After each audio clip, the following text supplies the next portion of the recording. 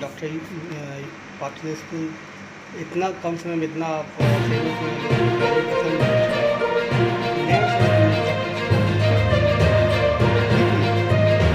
मैं जो भी पटना में स्कूल्स हैं, खासकर अच्छे कैटेगरी के स्कूल हैं, जिनकी गिनती एक कैटेगरी में होती है। मेरा ये व्यक्तिगत तौर पर मानना है कि सारे स्कूल अच्छा ही पढ़ाते हैं। एक जगह जहाँ हम थोड़ा सा उनसे एज पाने का या आगे निकलने का प्रयास करते हैं, हमें जानते हैं कि इसमें कॉम्पिटिशन दे देंगे और बुद्धि देंगे उससे आगे निकलने का, बट मेरा ये प्रयास ज़रूर है कि बच्चे थोड़े ज़्यादा कॉन्फिडेंट फील करें और बच्चे थोड़े प्रेजेंटेबल जाएं। ये कॉम्पिटिटिव एरा है, बहुत प्रोफेशनल एरा है। 10-15 सालों के बाद दुनिया इतनी तेज़ी से बदलेगी कि machine learning, deep learning, abacus, robotics, AI की दुनिया छा जाएगी।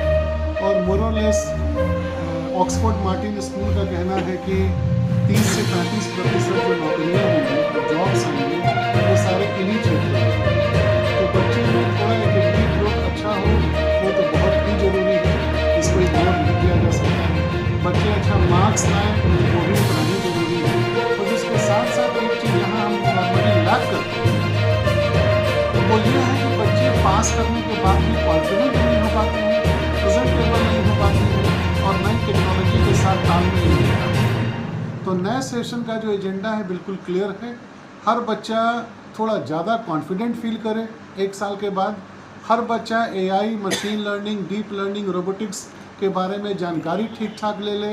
और तीसरा ये कि हर बच्चा डीवाई पाटिल स्कूल का रेंजिंग फ्रॉम नर्सरी टू 12 बच्चा प्रेजेंटेबल हो, अपने आप को कहीं पे प्रोड्यूस करना हो, कहीं पे इंटरव्यू के लिए जाना हो, किसी व्यक्ति का सामना करना हो, तो उसकी बात की शैली से, प्रश्न पूछने के तरीके से, जवाब देने की शैली से, उसके बैठने के तरीके से, उसके ड्रेसिंग सेंस से ये आभास हो जाए लोगों को कि बच्चा मैच्योर, प्रोफेशनल और बहुत कॉम्पिटिटिव है। तो इन्हीं तीन चीज़ों पे इस साल हमारा फोकस सबसे ज़्यादा है।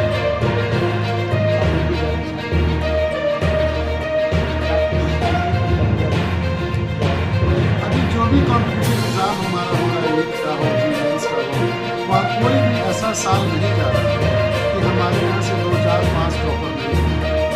हम लोग उसको मार्केट में सर्कुलेट भी करा देते हैं।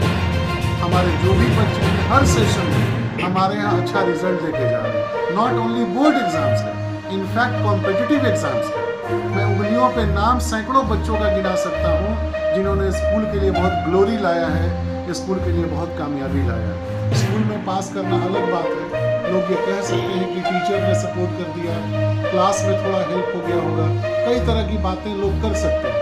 पर अगर एक डीवाई पाटिल स्कूल का बच्चा कॉम्पिटिटिव एग्जाम में ऑल इंडिया लेवल पर जो बड़ा अचीवमेंट करता है, तो ये इस बात को प्रमाणित करता है कि एकेडमिकली भी हम उतने ही सामने हैं जितनी हम कॉम्पिटिटिव पॉइंट की पढ़ाई की तैयारी करते हैं। संदीप रवि का स्कूल में देखा जाता है बच्चे जो भी अगले साल बहुत टॉप किए थे, इस बार भी देखिए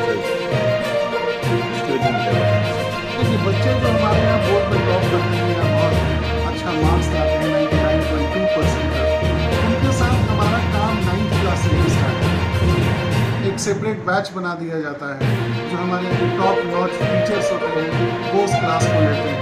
उस क्लास की तैयारी थोड़े अलग तरीके से कराई जाती है। वीक स्टूडेंट जो हमारे यहाँ होते हैं, थोड़े जो कमज़ोर बच्चे होते हैं पढ़ाई के पॉइंट ऑफ व्यू से, उनका भी एक अलग सेगमेंट तैयार करा दिया जाता है। ब्लॉक पीरियड में पढ़ाया जाता है। पहला प्रयास ये होता है कि सारे बच्चे अच्छे मार्क्स से पास करें। जो तेज बच्चे हैं उनके लिए छुट्टी के बाद भी पढ़ाई की व्यवस्था कराई जाती है, पेरेंट्स से बात की जाती है।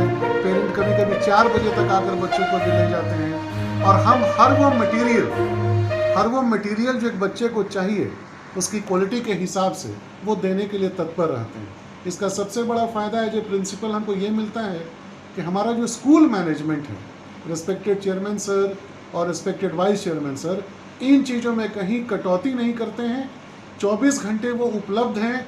जो भी बढ़िया आइडिया लेकर एकेडमिक पॉइंट ऑफ व्यू से मैं जाता हूँ, कभी उधर से ना नहीं कहा जाता है। तो वो मेरे लिए एक बहुत बड़ी ताकत होती है ताकि नई नई चीज़ों को हम इम्प्लीमेंट कर सकें। ठीक सर, अपना परिचय बता दें। मेरा नाम आत्म प्रकाश है और मैं पिछले कुछ सालों से doctor D Y Patil, Pushpalata Patil international school में एज ए प्रिंसिपल कार्यरत हूँ। एक मिनट हाल ही में सीबीएसई ने 2 तरह का नोटिफिकेशन लाया था। एक तो था कि अब साल में 2 बार बोर्ड का एग्जाम होगा, जी। इसको आप कैसे देखते हैं? ये एक प्रकार से उन बच्चों के लिए वरदान साबित होगा जो किसी खास कारण से फर्स्ट बोर्ड एग्ज़ाम में अच्छे से क्लिक नहीं कर पाते। मल्टीपल रीजंस हो सकते हैं उसके। हो सकता है बच्चा बीमार रहा हो सकता है उसके परिवार में कोई हादसा हो गया हो, उस कारण हो सकता है कि किसी एक सब्जेक्ट में 2 सब्जेक्ट में बच्चा एक्सपेक्टेशन के अनुसार मार्क्स न लाया हो। तो सीबीएसई ने वैसे बच्चों के लिए एक रास्ता खोला है कि दोबारा से 2-3 महीने के बाद आप तैयारी करके एग्ज़ाम दीजिए और आप उस मकाम पर पहुंचिए जिस लायक आप हैं। एक और उन्होंने ये कहा था कि अब खास मौके पे आपको दादा दादी नाना नानी को भी मीटिंग में शामिल करना होगा। हाँ, ये बहुत अच्छी पहल है। इसका फ़ायदा ये है कि आजकल की जो ज़्यादातर फैमिलीज़ हैं, इवन पटना जैसे शहर में भी, मेट्रो सिटीज़ की तो आप बात ही हटा दीजिए, वो न्यूक्लियर फैमिली है। फादर है, मदर है और बच्चा है। नॉर्मली फादर मदर दोनों काम करते हैं, तो एक जो मोरल सपोर्ट बच्चे को चाहिए वो बच्चे को मिल नहीं पाता है। एक सोशल सपोर्ट बच्चे को मिल नहीं पाता है। तो दादा दादी या नाना नानी बच्चे को ये बताते हैं कि बाहर की दुनिया को कैसे झेलना है, एग्ज़ाम में नर्वस नहीं होना है, चैलेंजेस को कैसे फेस करना है। हो सकता है उसके फादर उतना समय ना दे पाते हैं। तो अगर इन चीज़ों पे हम ध्यान दें कि बच्चे को दादा दादी से, नाना नानी से इंटरेक्शन कराते रहें, इवन चाचा हो या चाची हो, तो बच्चे का कभी मोराल, उसका जो हौसला है वो उसको गिरने नहीं देंगे। एज ए फादर मैं भी फील करता हूँ कि कभी कभी मैं अपने बच्चे को डांट देता हूँ कि मार्क्स अच्छा नहीं आया, तो वो दौड़ के दादी के पास जाता है और दादी बोलती है, अच्छा ये आखिरी एग्ज़ाम थोड़े था, अगला एग्ज़ाम फिर आएगा बेटा, थोड़ा अच्छे से तुम तैयारी करो। इन सब चीज़ों को भी देखना बहुत ज़रूरी है, क्योंकि कोटा, बेंगलोर जैसे शहरों में यदा कदा आप ही लोगों के माध्यम से न्यूज़ आता है कि किसी बच्चे ने सुसाइड कर लिया, कोई बच्चा एडजस्ट नहीं कर पाया। इतना पेरेंटल प्रेशर उस पर हो जाता है। फादर ये तक बोल देते हैं कि हम ज़मीन बेच के तुमको पढ़ाने भेजे थे, हमने ये करके तुमको पढ़ाने भेजा था। कोई आदमी वहाँ बच्चे को सांत्वना देने वाला, हौसला बढ़ाने वाला नहीं होता है, और आखिरकार बच्चा कुछ गलत डिसीजन ले लेता है। तो ये जो इनिशिएटिव लिया गया